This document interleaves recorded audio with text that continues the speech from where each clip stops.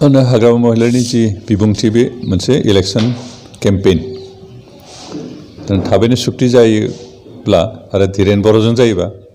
बे गावनि नेतृत्वआव जागोन कारण धीरेन बर' बिथाङा हाग्रामा महिलारिनि पकेटाव हाबना थाहैबाय दा बिथां धीरेन बर'आ जिखिनि खामानि मावो हाग्रामानि डिक्टेसनासो खालामगोन आरो बेखायनो हाग्रामा महिलारिया दिनै बे बाथ्रानि गेजेरजों इलेक्शन मोनसे केम्पेइन खालामदों जे धीरेनजों सुक्ति जानाय माने पाब्लिकफ्रा बेजों सापर्ट खालामनाय बे मिनिंखौ लानानै बे टारगेटखौ लानानै बिथां खालामदों खिन्थु जेरावहाय जों मिथिदों जे आन्दलन खालामनाया NDP progressive people's action committee for Boroland दुलाराय बर' फरायसा आफाद आरो इउपिपिएल बे मोनब्रै संगठनासो जिहेतु सरकारजों सावरायबाय थादों आन्दलनबो खालामदों सावरायदोंबो आरो बेनिखायनो सुक्ति जायोबा सोरबा धीरेन बर'जों हारसिंल' जानाय नङा आरो धीरेन बर'खौ दासिमहालागै गभर्नमेन्टआ रिकगनिसन होगोन होआ बेबो डाउटफुल दासिमहालागै खुनु खाटां बिथांमोनखौ एक्सट्रा मोनसे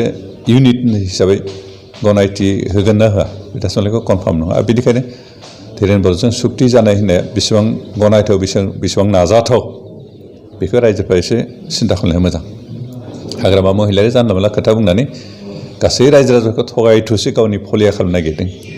आरो बेखौ जों गनायनो हानाय नङा आरो सरकारा बेखौ गनाया बेनिखायनो बिथांनि बाथ्राया सैथो गैया बे जास्ट इलेक्शन केम्पेइन इलेक्शननि थाखाय मोनसे रायजो राजाफोरनो मोनसे लादु जासिनो नागिरदों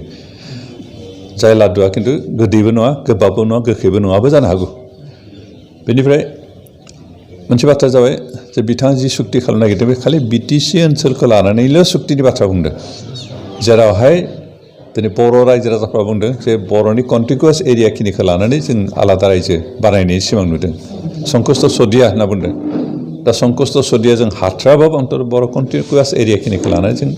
बर'लेण्डखौ दानांगोन आरो बेनि थाखायनो नाजादों खिन्थु हाग्रामा महिलारिनि नोजोर माबानि थांखियानो जाबाय खालि बिटिसि ओनसोलखौ लानानै सुक्ति मात्र बिनिफ्राय बे बिटिसि ओनसोलाव थाखानाय रायजो माबाखौ जिल्लाफोरखौनो बेखे क'क्राझार बाक्सा आरो उदालगुरि बे मोनथाम जिल्लाखौ बोखावनानै गासै 7टा जिल्ला खालामनानै सुक्ति खालामनो नागिरदों आरो बे सिमाया खिन्थु 1 इन्सिबो बाराया दिनै बर' रायजो राजाफ्रा बिनि थाखाय दुखु खस्थ' जायाखै बिनि थाखाय जेलबो जायाखै जिउबो बावाखै खिन्थु बर' एरियाखिनिखौ कभार खालामनानै मोनसे आलादा रायजो दानायनि थाखाय सोमावसारनानै थांनाय 52 बोसोर जि सोमावसारदों बेवहाय 5,000निफ्राय बांसिन जिउ बावदों आरो 20,000निफ्राय बांसिन बर' रायजो राजाफ्रा दुखु खस्थ' खालामनानै जेल जानानै पुलिसजों बुजादों बायदिसिना खस्थ' खालामनो गोनां जादों बेनिखायनो बर'लेण्डनि सिमाया पासनैनो सिमाबद्ध जाना थानाङा बियो बर' कन्टिगुवास एरिया जिखिनि कनसेन्ट्रेटेड बर' एरिया दं बे गासैबो कभार जानांगोन आरो बिनि थाखायनो दिनै दुलाराय बर' फरायसा आफाद NDP progressive people's action committee for Boroland movement आरो इउपिपिएल नाजागासिनो दं आरो भारत सरकारा सुक्ति खालामोबा दिनै सुक्ति खालामनानै गाबोननो आन्दलन खालामफिननो गोनां जानाय बेबायदि पर्यायखौ लानानै सरकारा सुक्ति खालामनाय नङा दिनै भारत सरकारनि अपिनियना बेनो जे बर'फोरजों एबार जि सलिउसन लाबोगोन बेयो जाहाथे गोजोर सलिउसन अन्तत सुक्ति खालामखांनायनि उनाव बेखिनि ओनसोलाव 60-70 बोसोर जाहाथे एकदम शान्ति रायजो जानो हानाय बेबायदि मोनसे परिबेश लाबोनो हानाय बायदि सुक्ति खालामनायनिसो मत दिनै सरकारनिफ्राय जों अपिनियनखौ जों मोन्दों